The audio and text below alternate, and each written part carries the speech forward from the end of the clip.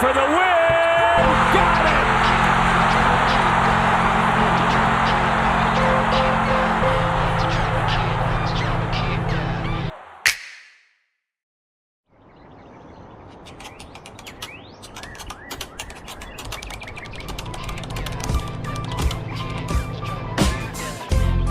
On August 23, 1988, Jeremy was born in Torrance, California, to a Taiwanese Christian family as the middle child. When he was a kid, Jeremy's family moved to the Bay Area. His parents encouraged his interest in basketball, as his dad taught him and his brothers how to play at the local YMCA. As for his mom, she even helped form a national junior basketball program where he played. During his senior year of high school, Lynn became a top player and was named captain of the Palo Alto Vikings. Leading his team, they had a 32-1 record. You know, you don't get to the state finals by not being good. There's Lynn. Needs something good, and he finally got it. But it's the heart that is with the Vikings, and their heart has been on display so far tonight. At the end of the game, he hit the big shots at the big moments. The game was on the line. You know, he took over.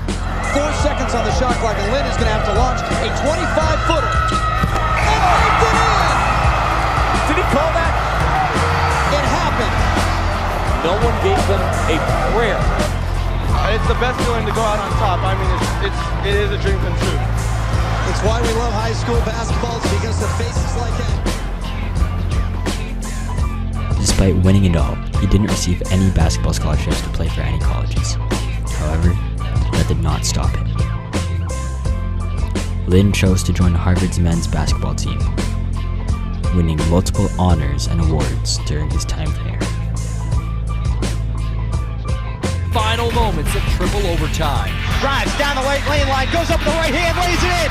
3 seconds left. Harvard back the other way, down by a point. Jeremy Lin bumped at midcourt, leads in, he's fouled. Excellent to go! Harvard wins it! Harvard wins it! Unbelievable! Jeremy Lin on an unbelievable shot, and Harvard has won. Today I was able to get my diploma. It feels great to finally see it and to be official, I guess, and to have 4 years of schoolwork pay off. For me to be able to graduate from Harvard, definitely something I'll always remember. All that was left in his professional career was for a team to draft him. Good evening, and welcome to the 2010 draft at Madison Square Garden in New York City, home of the Knicks and the Liberty. With the first pick in the 2010 NBA draft, the Washington Wizards select 60 names were called that night. His wasn't on the list. However, something intriguing happened. Congratulations. Thank you very much. Tell me about this. You're a Palo Alto guy and grew up a Warrior fan. What's this like for you? Well, this is a dream come true, and you know, obviously playing in the NBA would have been a dream come true, but this is really a dream come true because this was obviously the team that I grew up, you know, cheering for, and it's the one team that I really, really wanted to play for.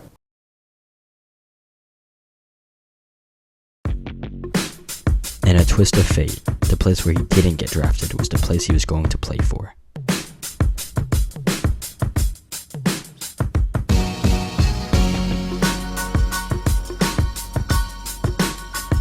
Jeremy Lin, and you're a pretty big ovation. Near the end of 2011, the New York Knicks claimed Jeremy Lin off of waivers to be the fourth-string backup point guard on their roster. Then head coach Mike D'Antoni stated that Lin got lucky because the Knicks were playing so bad. The rest is history. I didn't even know if I was going to have a roster spot. And now, Mike, he's the toast of New York. In a word, he said overwhelming is what this past week has been like.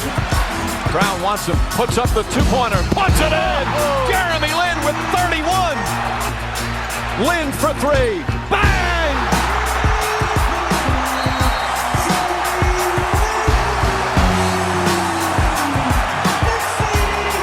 The Jeremy Lin Show continues here at Madison Square Garden.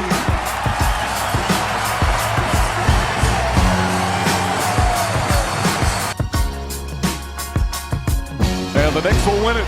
Linsanity continues here at Madison Square Garden as the undrafted point guard from Harvard electrifies MSG once again. Lynn led the struggling Knicks to a 7-game win streak and put some life back into the city of New York for 2 whole weeks. Just like that, it was gone. I was always the underdog. I was always surprising people. It was always like, oh, he's better than we thought. So I'd never been in a position where I was like, I had any expectations. Now it's like, I almost became like public enemy number one to the New York fan base.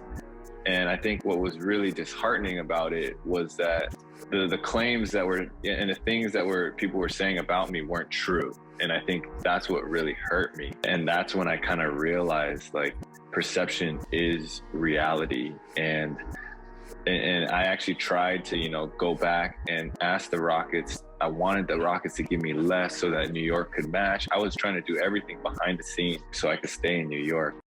Lynn went from a rising star to a distant memory. That's when the majority of the world tuned out. But for those who know, we tuned in. At 6, Kobe pointing, now setting the screen. Shot clock at 2, Lynn has to heave, and buries it. That's just a big-time shot by Jeremy Lin, who's having 19 points. 9 assists as well. Kobe Bryant and Jeremy Lin. As he hit the floor, oh boy, Jeremy Lin is down. Jeremy Lin in serious pain in the season opener.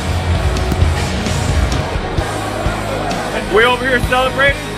Oh, shoot, my mama got the trophy! Sam, though. Awesome.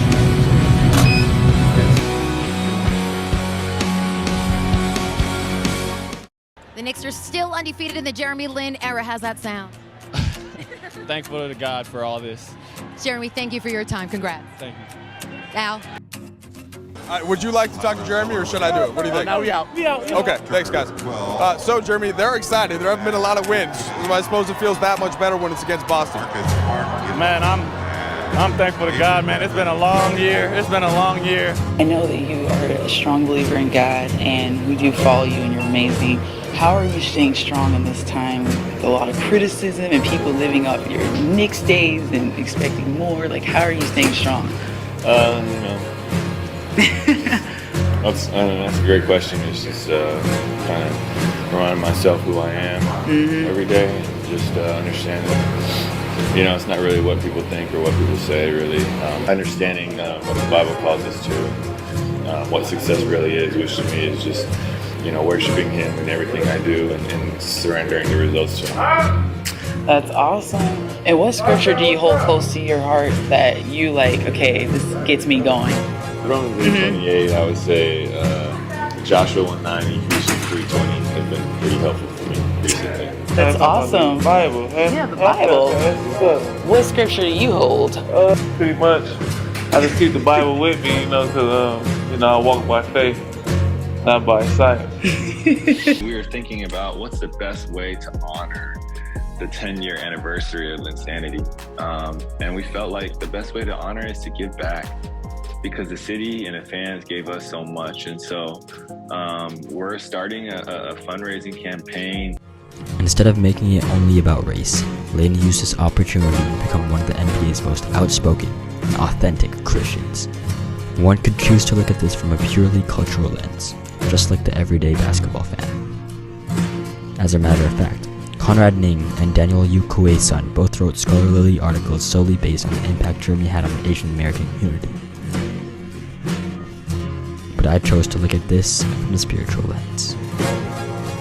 The vast impact that Jeremy Lin had on basketball and Asian culture can be comparable to his impact as a follower of Jesus. Nowadays, Jeremy plays for the New Taipei Kings. He even won a championship this year overseas, and he did it with his little brother/teammate Joesph. As for his personal life, he married his wife in an intimate private ceremony a couple years ago. 3 months ago, they had a beautiful baby boy. Whether on or off the court, Jeremy serves as an inspiration to put faith over fear.